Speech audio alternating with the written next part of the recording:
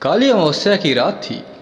शमशान में गहरी नीरवता बिखरी हुई थी चारों ओर। शमशान के मरियल कुत्ते कभी कभी आपस में जिखड़ने लगते थे, कभी कभी हवा में तैरती हुई सियारों का संवेद स्वर में रोने की आवाज टकरा जाती थी शमशान से। कुछ देर पहले 2-3 चिताएं जलकर गर्म राख में बदल चुकी थी। सिर्फ उस समय उनमें से निकल रही थी धुएं की पतली लकीरें। नीले से आकाश में शुक्र तारा झिलमिलाने लगा था और अभी भोर होने में काफी देर थी। संत पूर्णागिरी अपनी कुटिया के तख्त पर बैठे मां महामाया के ध्यान में मगन थे। उसमें एकाएक शमशान की जड़ीबूत निशब्द वातावरण को भेदती हुई पायल की मधुर और कोमल आवाज गूंज उठी। वहां कौन थी? किसके पायल की रुंझुन थी वह? ध्यान में वादा पड़ी साधक के। अंधेरे में ही आंखें खोलकर उन्होंने चारों ओर निहारा। कुटिया के बाहर देखा, सामने कालिंदी खड़ी मुस्कुरा रही थी। उसमें उसके चेहरे पर अलौकिक तेज था। उसके बाल खुलकर पीठ पर बिखरे हुए थे, सावन भादों की घटा की तरह। कालिंदी, कैसे आना हुआ इस निवड़ वेला में तुम्हारा? संत पूर्णागिरी अचकचा कर बोले। उन्हें विश्वास नहीं हो रहा था कि इतनी रात को शमशान में आ सकती है कालिंदी। धीरे धीरे चलकर कुटिया में प्रवेश किया कालिंदी ने।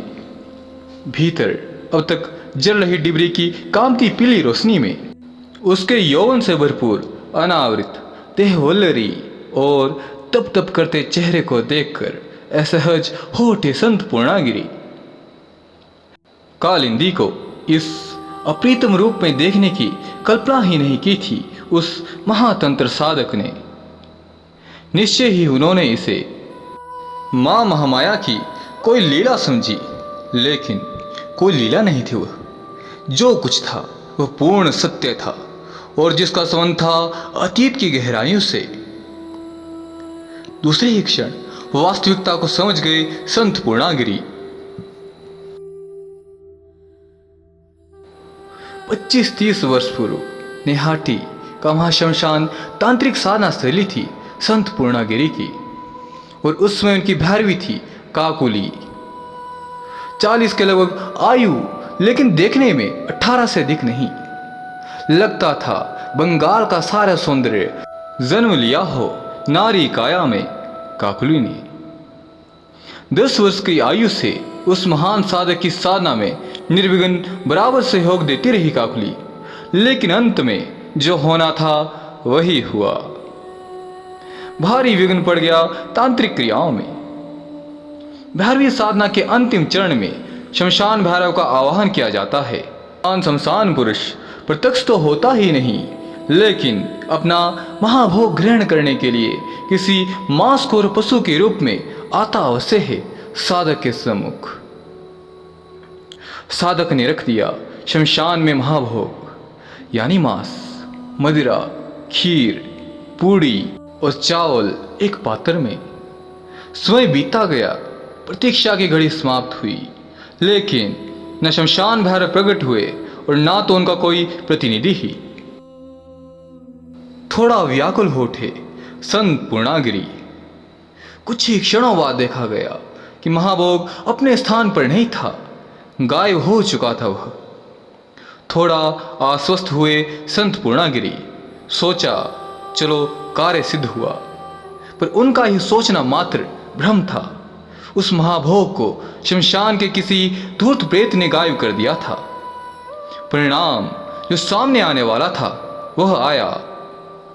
साधना के बोझ को संभाल न सकी काकुली और शरीर छोड़ दिया उसने। हाहाकार कर उठा महातंत्र साधक, लेकिन व्यवस्था भला कर ही क्या सकता था वह। कालांतर में काकुली ने जन्म लिया कालिंदी के रूप में। इसे मां महामाया की लीला ही समझी जाएगी ना। आश्चर्य की बात तो यह थी कि स्वयं इस रहस्य से परिचित थे संत पूर्णागिरी। बाबा, आपको अपनी साधना पूर्ण कर लेनी चाहिए। कालिंदी का स्वर गंभीर और आदेश भरा था। संत पूर्णागिरि की तंद्रा भंग हुई। धीमे किंतु कोमल स्वर में बोले वह, हाँ माँ, पूर्ण तो करना ही होगा। भैरवी दीक्षा तो अब देनी ही नहीं थी, पिछले जन्म में दी जा चुकी थी। और भी आवश्यक गुप्त क्रियाएं संपन्न की जा चुकी थी उसी काल में। शेष अंतिम कार्य जो अपने आप में गोपनीय था, बस उसी को संपादित करना था महासाधक को। और उसके लिए आगामी दीपावली की महानिशा की वेला का स्वयं निश्चित किया गया।